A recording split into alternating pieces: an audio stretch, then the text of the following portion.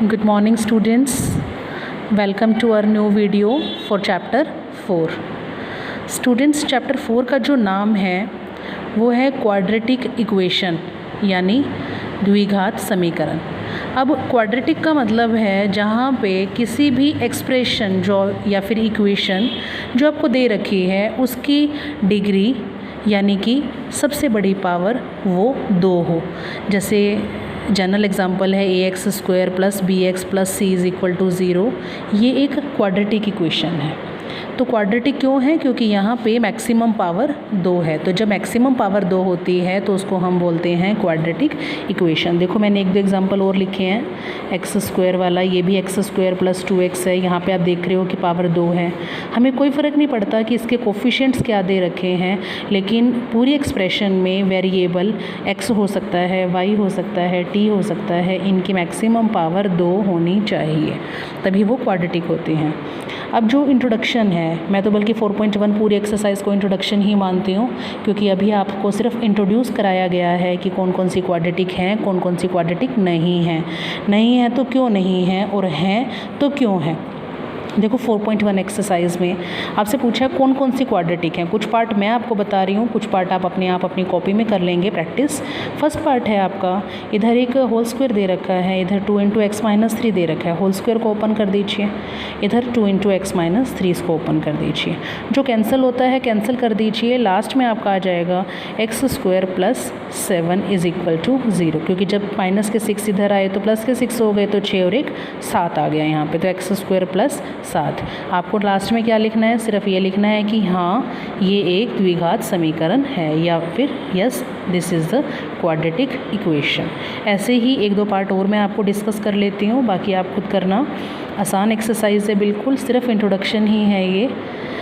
देखिए आप question number 1 part 4। अब देखिए पार्ट 4।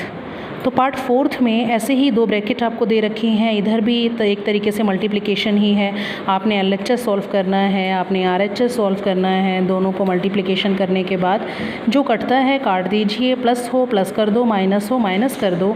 लास्ट में जो एक्सप्रेशन बचे उसमें अगर डिग्री 2 है तो आप बोलेंगे क्वाड्रेटिक है, और अगर डिग्री 2 नहीं है, कम है या ज़्यादा है, तो आप बोलोगे क्वाड्रेटिक नहीं है। लेकिन यहाँ तो हम देख रहे हैं कि डिग्री 2 है, तो ये आपकी हो गई quadratic. Yes it is a quadratic. या फिर द्विघाती है समीकरण को आप बोल सकते हो, द्विघात समीकरण है, या द्विघाती भी बोल सकते हो। अब देखिए एक पार्ट और मैं आपको करा दूँ, 7th पार्ट भी ऐसे ही है। इधर आपको होल क्यूब दे रखा है और इस तरफ क्या दे रखा है, इस तरफ आपको 2x × x² - 1। मैंने इसको ओपन किया होल क्यूब को, इधर से मैंने दोनों ब्रैकेट्स को आपस में मल्टीप्लाई किया। जो सॉल्व होता है कर दिया, यानी कि होल क्यूब को खोल दिया, होल क्यूब को खोल के ये एक्सप्रेशन आई। इधर 2x को अंदर मल्टीप्लाई कर दिया तो 2x का क्यूब, क्योंकि इधर 1 पावर है इधर 2 पावर है, दोनों जुड़ गई हैं, -2x। फिर जो प्लस होता है प्लस कर दिया, माइनस होता है माइनस कर दिया, तो मेरे पास क्या आया कि ये जो एक्सप्रेशन आई है ये द्विघाती नहीं है, क्योंकि आप खुद देख रहे हो कि यहाँ पे एक टर्म आपकी क्यूब यानी कि 3 पावर की भी आ गई है। तो जब ये त्रिघाती हो गई, त्रिघाती से तो हमें मतलब ही नहीं है, हमें तो क्या बताना है कि द्विघाती है या नहीं। तो आप लिखेंगे नोट क्वाड्रेटिक, ये द्विघाती नहीं है। अब एक और क्वेश्चन है इस एक्सरसाइज में 4.1 में, सेकंड क्वेश्चन में आपको दे रखा है कि जो क्वाड्रेटिक इक्वेशन है, क्वाड्रेटिक इक्वेशन की फॉर्म में लिखना है। जो एक्सप्रेशन है, एक्सप्रेशन जैसे कि एक्सप्रेशन में आपको दे रखा है, एक लैंग्वेज दे दी आपको कि कोई प्लॉट है, उस प्लॉट की जो लेंथ है वो ब्रेड्थ के डबल से 1 ज़्यादा है, ये आपको दे रखा है। और क्षेत्रफल यानी एरिया जो है वो 528 मीटर स्क्वायर है। तो इसकी लंबाई और चौड़ाई निकालिए। लंबाई चौड़ाई निकालनी नहीं है, हमें लंबाई और चौड़ाई के लिए समीकरण बतानी है। जब निकालनी होगी वो अगली एक्सरसाइज में आएगा। तो देखो बच्चों, हमने क्या किया, क्वेश्चन के लिए आप ब्रेड्थ मान लीजिए, जो छोटा होता है ना हम वही मान लेते हैं। मैंने मान लिया लेट ब्रेड्थ इज़ x, तो लेंथ कितनी हो जाएगी 2x + 1। तो क्वेश्चन के अकॉर्डिंग क्या है, एरिया बराबर है 528। अब एरिया क्या होता है, लंबाई गुना चौड़ाई या लेंथ इंटू ब्रेड्थ। तो लेंथ इंटू ब्रेड्थ, ये ब्रेड्थ है, ये लेंथ है, इज़ इक्वल टू 528 यानी 528 मीटर स्क्वायर। अब इसको सॉल्व कर दिया आपने, इसको प्लस माइनस कर लिया, तो प्लस माइनस करने के बाद कितना आया आपके पास आ गया 2x स्क्वायर प्लस x, यहाँ पे माइनस का साइन आएगा क्योंकि 528 को आप इधर लेकर आए हो तो ये नेगेटिव आना चाहिए यहाँ पे, माइनस 528 इज़ इक्वल टू 0। ये आपकी आ गई क्वाड्रेटिक इक्वेशन।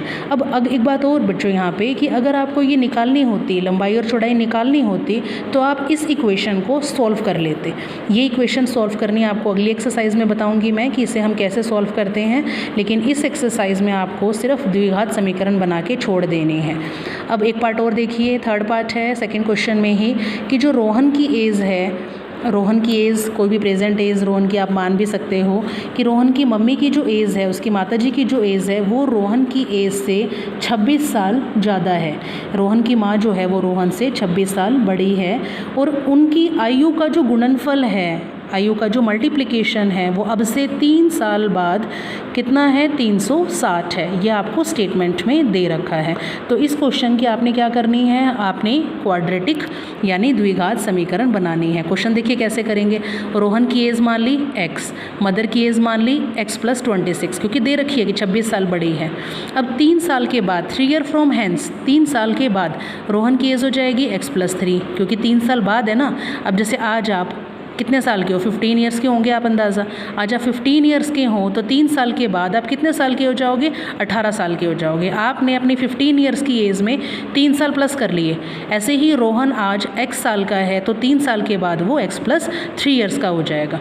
और उसकी माता की एज कितनी हो जाएगी, उसकी माता की एज पहले कितनी थी, x प्लस 26 थी, तो 3 साल उसके बढ़ जाएंगे। अब माता की एज कितनी हो गई, x प्लस 29। क्वेश्चन में क्या दे रखा है कि इन दोनों का मल्टीप्लिकेशन 360 यानी 360 के बराबर है। तो दोनों को आप सॉल्व कर लीजिए 360 और इक्वेशन बना दीजिए क्वाड्रेटिक द्विघात समीकरण। अब अगर मान लीजिए आपको दिया होता कि मदर की और रोहन की एज निकालिए तो आप इसको सॉल्व कर लेते, और मैंने आपको अभी भी बताया कि इन क्वाड्रेटिक इक्वेशन को सॉल्व कैसे करते हैं। ये सारी बातें मैं आपको अपनी अगली एक्सरसाइज में बताऊंगी।